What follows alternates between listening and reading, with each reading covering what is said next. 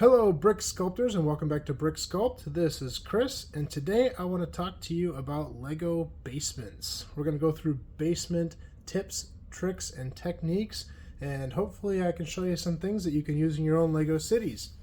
As always, feel free to steal any of these ideas. I do these videos for you guys and I love the sharing of ideas. So anything you want to take away from these, please feel free to use it in your own cities and mocks, and let's go ahead and get started. One thing I do want to add, and I want to do this in all my Lego videos going forward, this right here is probably one of my favorite Lego colors. This is sand red, and any of you Lego enthusiasts out there probably know this color is highly sought after and really hard to get because it's been discontinued. Now sand red is super unique. It's a color I wish they would do more of, but unfortunately there's only a few pieces you can get in this color. It's pretty rare. Now, why am I talking about sand red? I'm going to start an extra little challenge in all my videos. I'm going to hide one piece of sand red and see if you guys can find it. So, somewhere in this build, there's a piece of sand red, and I want to see if you guys can point it out. So, let's go ahead and get started. First one here, this room is modeled kind of after part of my basement. This is the utility room here.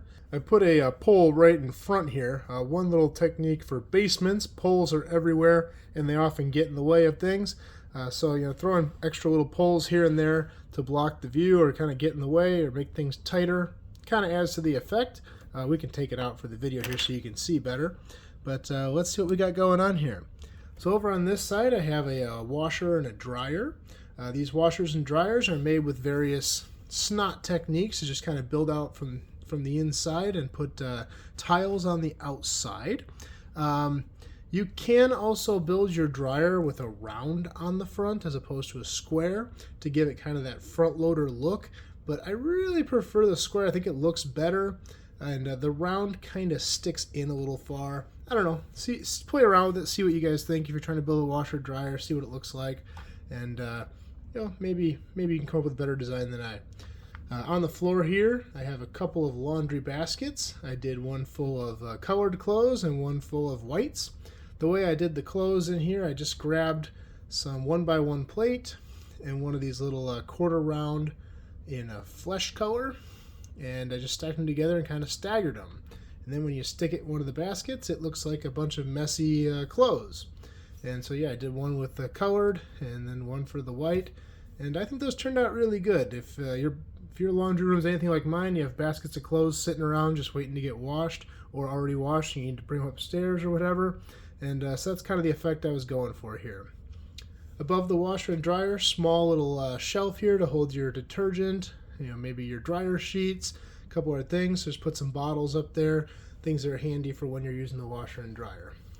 Over here on the side of the dryer, I put this vent, which is just a bunch of 1x1 round plates in metallic silver, and when stacked together they look like a corrugated dryer vent. So I thought that was a cool effect. Really like how that turned out. This is just going to a wall that doesn't exist, but you could also make this go straight up the wall if you had enough of them, so it'd be kind of an up and out deal. But that's a real common thing to see coming out of a dryer, for the venting of it. Over on this side of the room we have a furnace. And this furnace is designed to look like a little bit more modern of a furnace, in the darker gray. This here ideally would be metallic silver, but I did not have all these pieces of metallic silver, so sorry guys, you got light gray.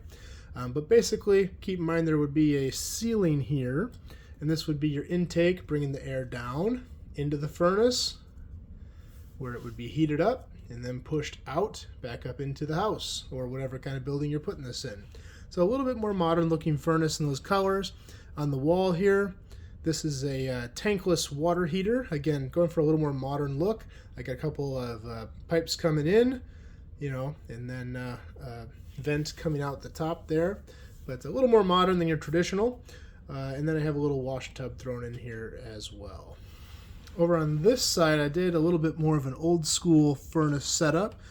It's not really a complete room, but just to show some more techniques here.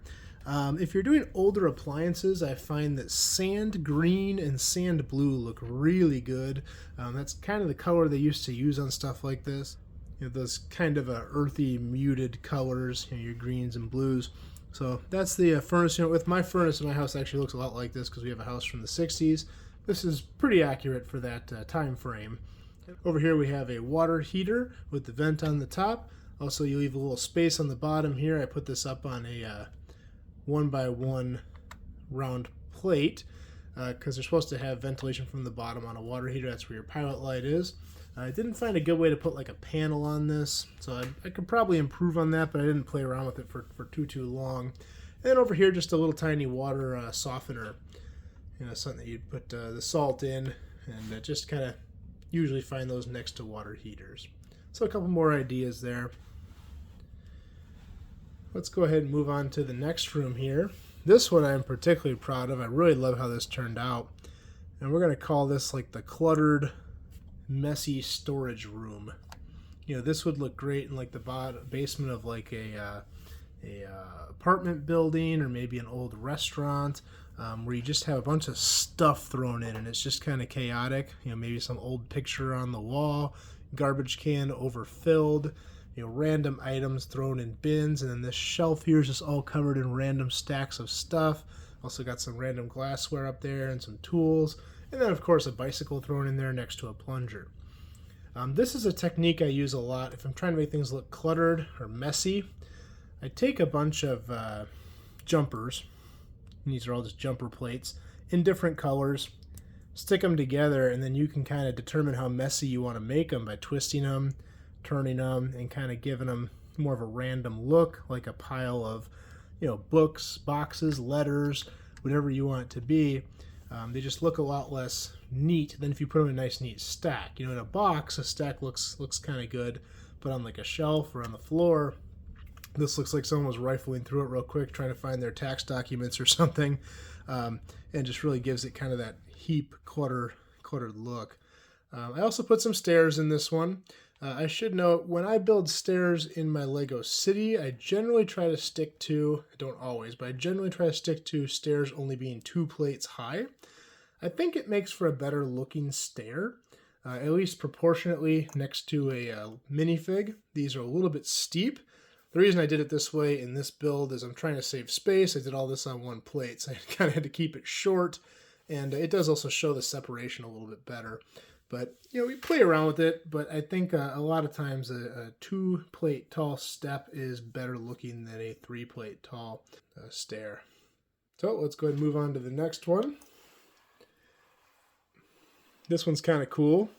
This is kind of like our underground speakeasy, maybe illegal gambling hall type room.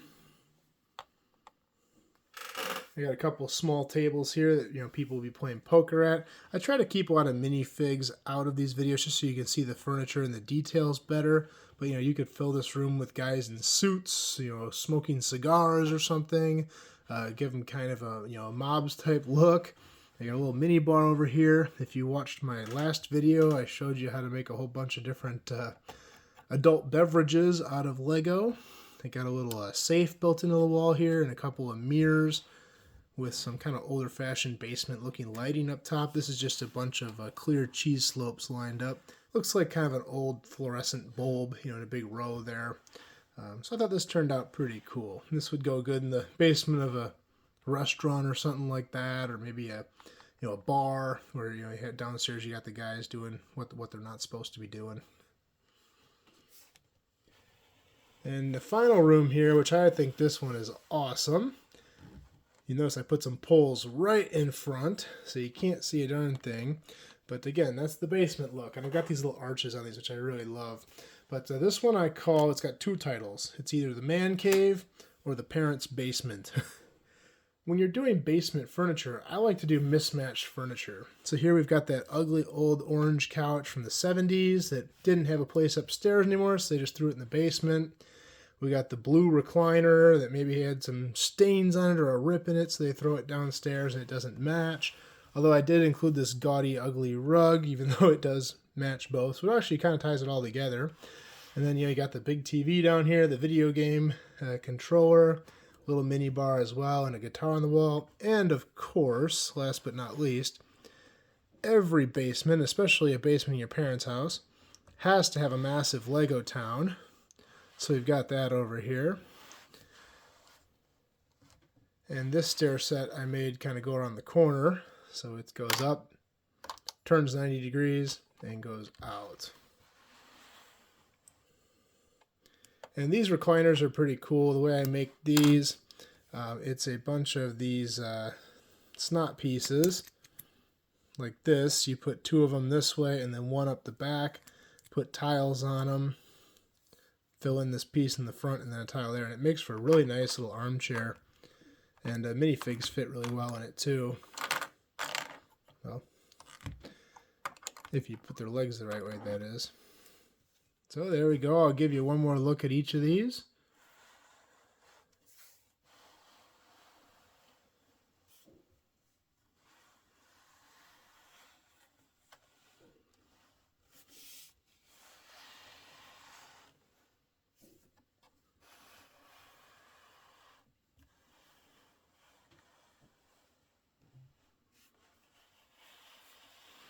And that's all I've got for this one. If you like this video, please like and subscribe. I'm going to be doing more just like this. And also, let me know if you found the piece of sand red. We'll see you next time.